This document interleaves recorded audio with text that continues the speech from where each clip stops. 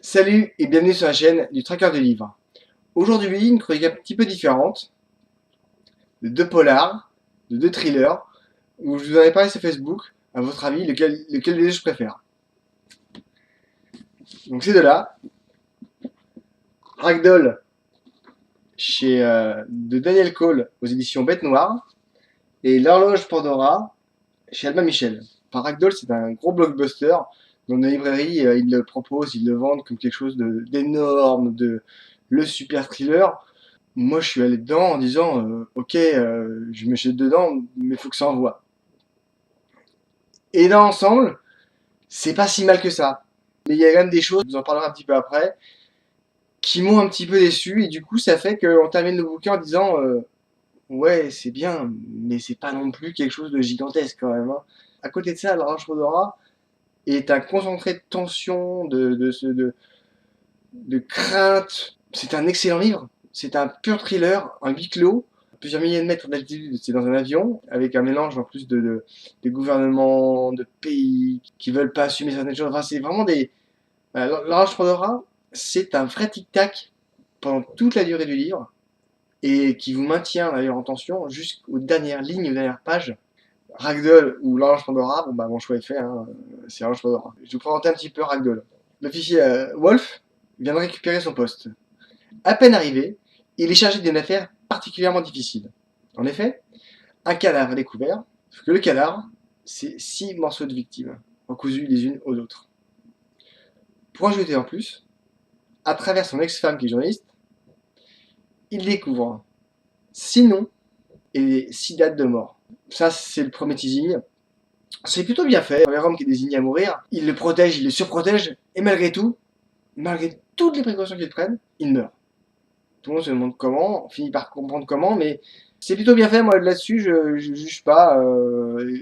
Après, au fur et à mesure, l'enquête avance, on suit. Là encore, je trouve que l'histoire est plutôt bien construite, plutôt bien faite, l'idée est plutôt pas mal.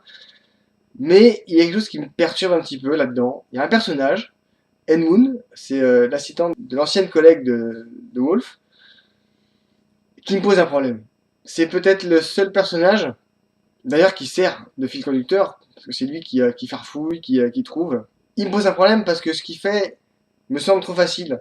Alors oui, t'as pas beaucoup, mais enfin en dehors de ça, il farfouille les archives et il trouve des choses. C'est un débutant, c'est un bleu à la crime. Voilà, moi c'est ça qui me pose un problème.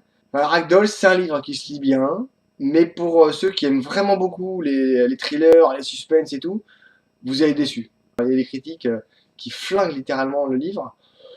Voilà, vous se méfiez parce que souvent quand il y a de telles différences entre j'ai aimé et j'ai pas aimé, souvent le livre peut être bon. C'est vraiment une question de goût.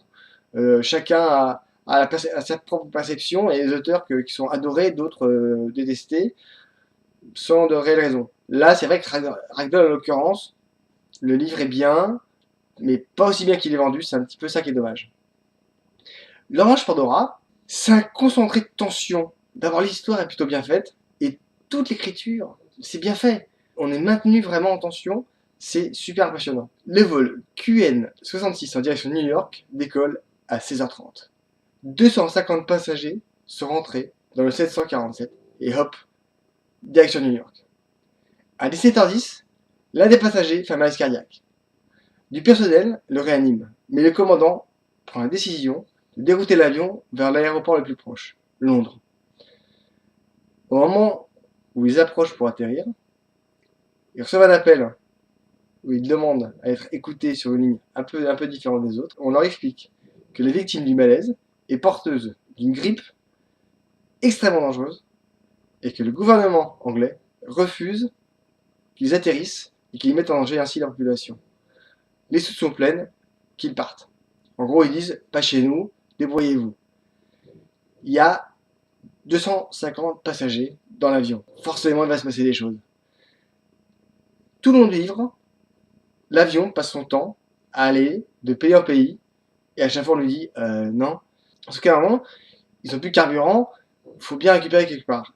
Et en même temps, il y a tout le parcours du commandant qui doit diriger, donc qui doit s'occuper de son avion, qui doit gérer aussi les passagers, les hôtesses de l'air, toute son équipe qui doit travailler et gérer les individus. Est-ce que c'est vrai? Est-ce que c'est pas vrai? Il y a des services secrets qui s'en mêlent. Parfois, il y a des avions de chasse qui arrivent. On fait coucou, avion de chasse. Que se passe-t-il? C'est un excellent thriller.